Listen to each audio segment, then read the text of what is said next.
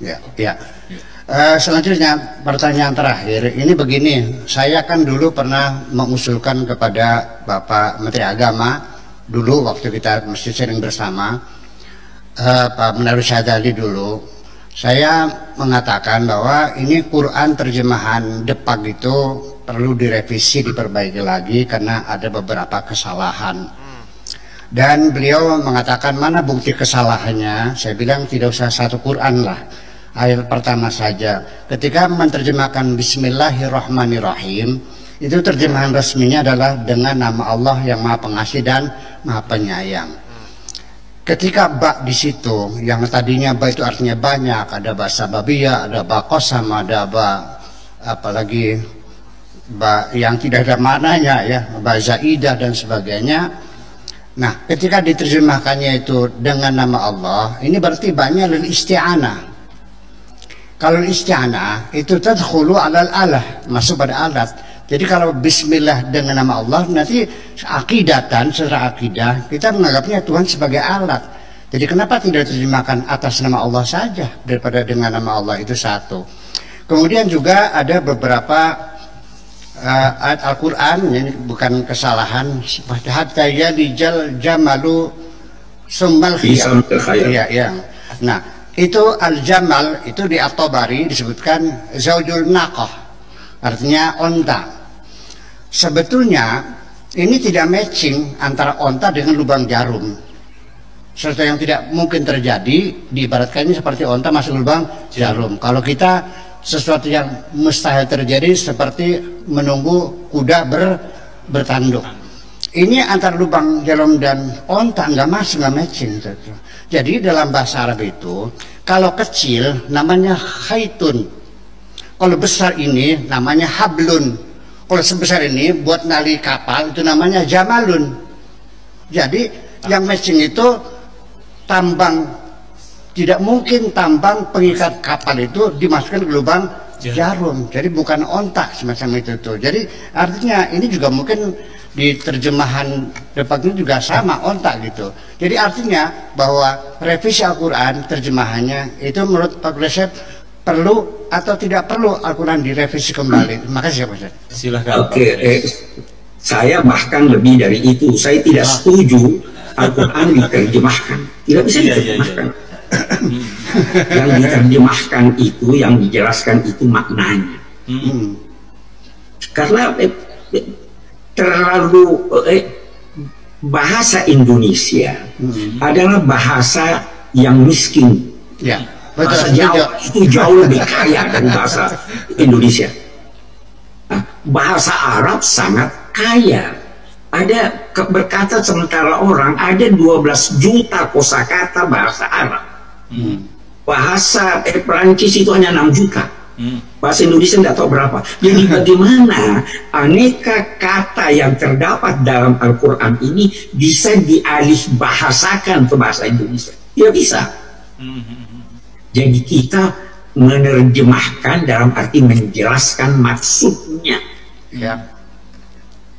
Ya, jadi itu, dan itu sebenarnya dilakukan oleh Departemen Agama sejak sekian tahun. Sampai sekarang saya masih terlibat dalam pusat studi Al-Quran yang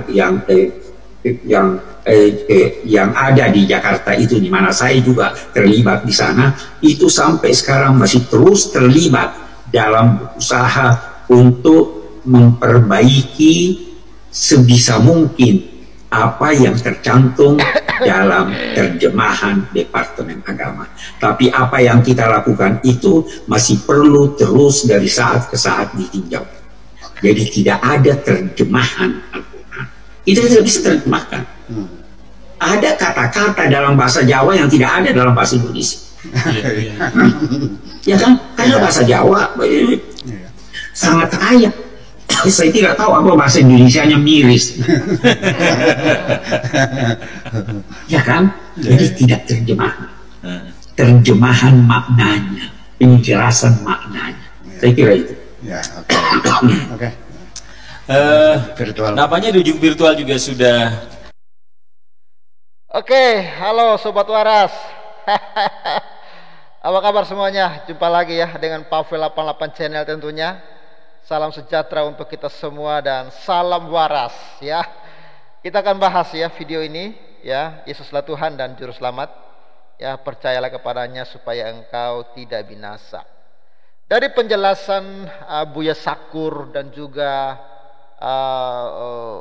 Ustadz Shihab tadi ya, ini memberitahukan kepada kita memang ternyata ya banyak kesalahan ya di dalam Al-Quran terjemahan Indonesia. Dan kita tahu saat ini ya orang Indonesia merujuk ya isi Al-Quran itu ya dari terjemahan bahasa Indonesia, karena ya mereka kan nggak paham bahasa Arab.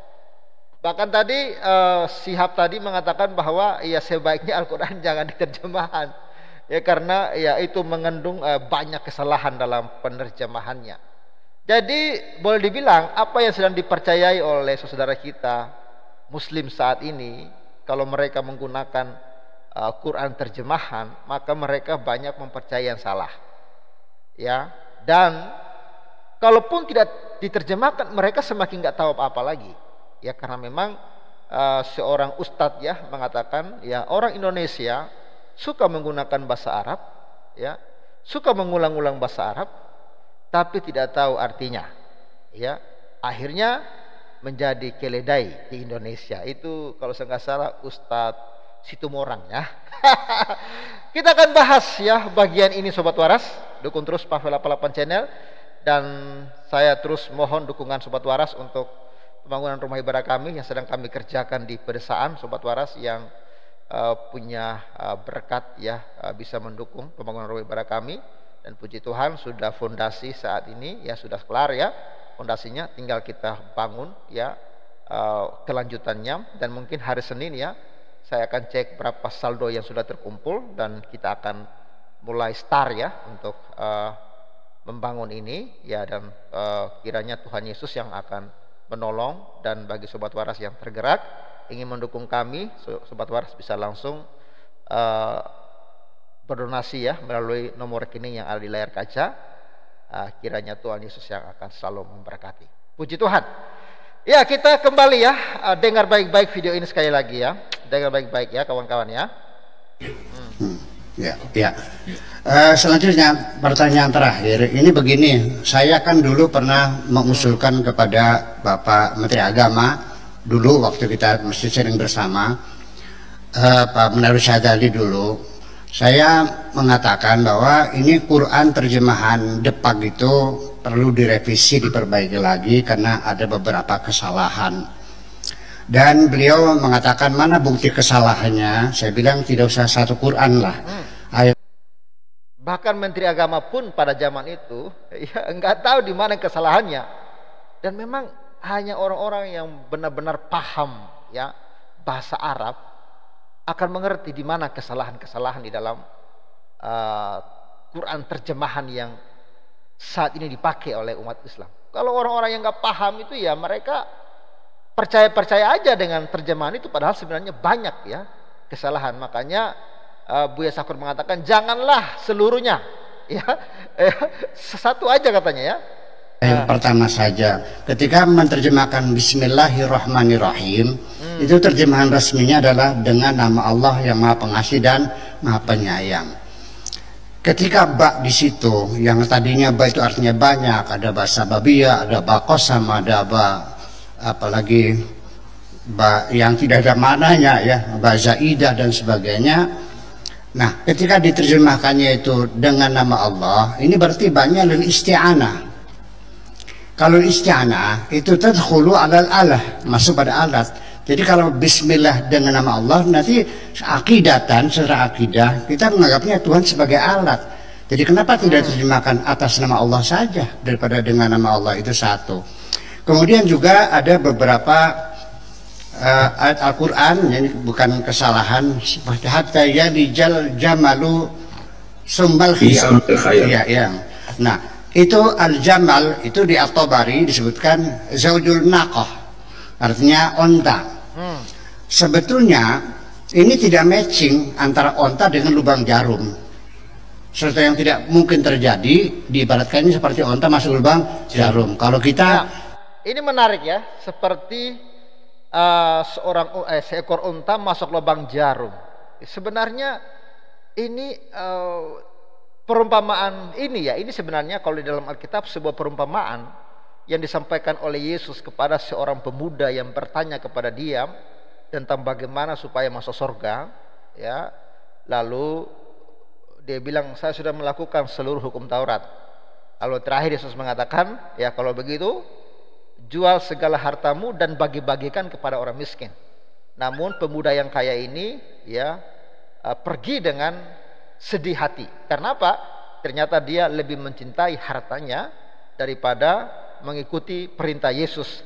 Lalu itu kutipan dari Matius 19 ayat 24. Ya. Sekali lagi aku berkata kepadamu, lebih mudah seekor unta masuk melalui lubang jarum daripada seorang kaya masuk ke dalam kerajaan Allah. Ya, jadi artinya memang mustahil, ya, mustahil orang itu untuk masuk surga. Karena apa? Kita ini orang-orang yang penuh dengan dosa, ya, orang-orang yang penuh dengan kejahatan, mustahil masuk surga. Ya, bahkan lebih mudah kata Yesus seekor unta masuk lubang jarum, dan ini banyak penafsirannya. Dan salah satu penafsiran yang saya baca ya mengatakan bahwa di Israel itu ada yang namanya pintu gerbang utama, ya, dan selain itu ada juga yang namanya pintu yang sangat kecil, dan pintu itu kalau pintu gerbang utama sudah ditutup, maka orang-orang Israel yang akan masuk ya ke dalam gerbang ya Israel itu, ya mereka harus melalui yang namanya sebuah lubang kecil, itu disebut dengan lubang jarum. Karena lubang itu sangat kecil, dan kalau unta-unta katanya masuk ya ke Yerusalem, ya ketika pintu gerbang sudah ditutup, mereka akan masuk lewat lubang yang kecil itu yang dikenal dengan lubang jarum. Masuk dengan cara apa? Unta-unta itu harus menunduk ya, lalu masuk lewat lubang jarum itu. Memang susah untuk masuk lewat itu karena lubangnya sempit. Itu sebenarnya perumpamaan yang disampaikan oleh Yesus mengenai orang kaya sulit masuk surga.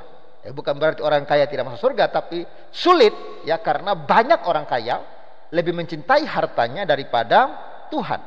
Ya, lebih mencintai ya kekayaannya daripada Tuhan, sehingga mereka lebih sibuk dengan segala pekerjaannya, lebih sibuk mengumpulkan harta bendanya, lalu lupa diri, ya tidak ingat Tuhan, tidak mau berbagi dengan orang lain, tidak mau berdiakonia, tidak mau mendukung pekerjaan Tuhan. Karena apa? Mereka terlalu rakus, terlalu tamak, terlalu mencintai hartanya daripada Tuhan. Ya, sehingga Yesus mengatakan, sekali lagi aku berkata kepadamu, lebih mudah seekor unta masuk melalui lubang jarum daripada seorang kaya masuk ke dalam kerajaan Allah.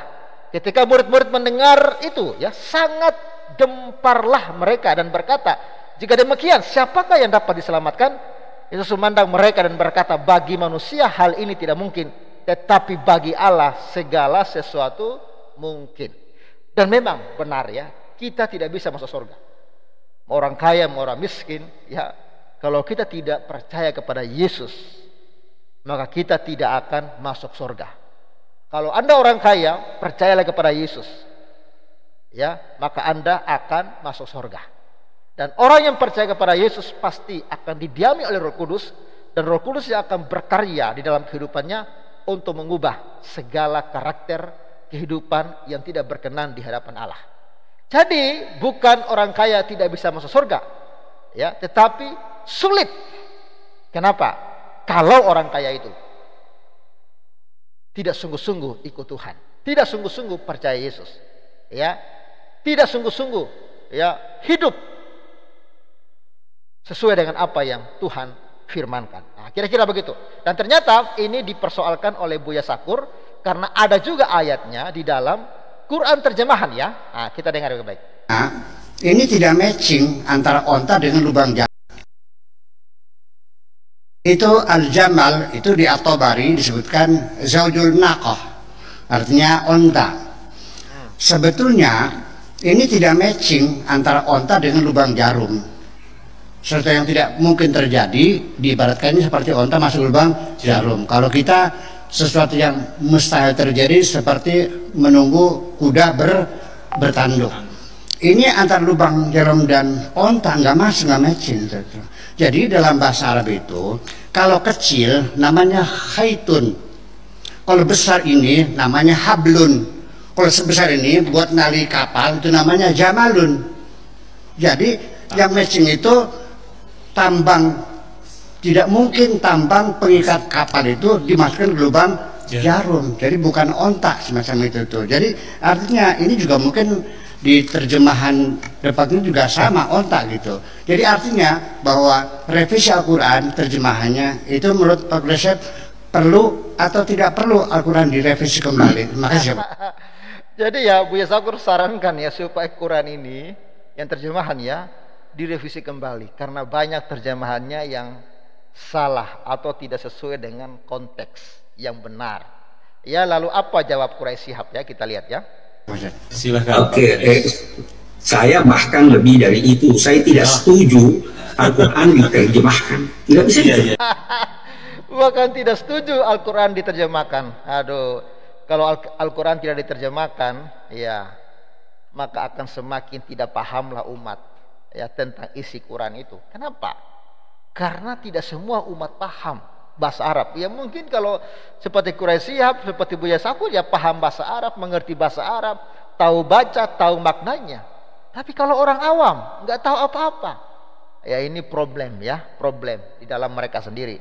Jadi ya untuk para mukalaf ya yang suka menghina Kristen, mengatakan umat terjemahan ya Bible itu salah bla bla bla, ya ternyata ya Quran Anda juga banyak kesalahannya.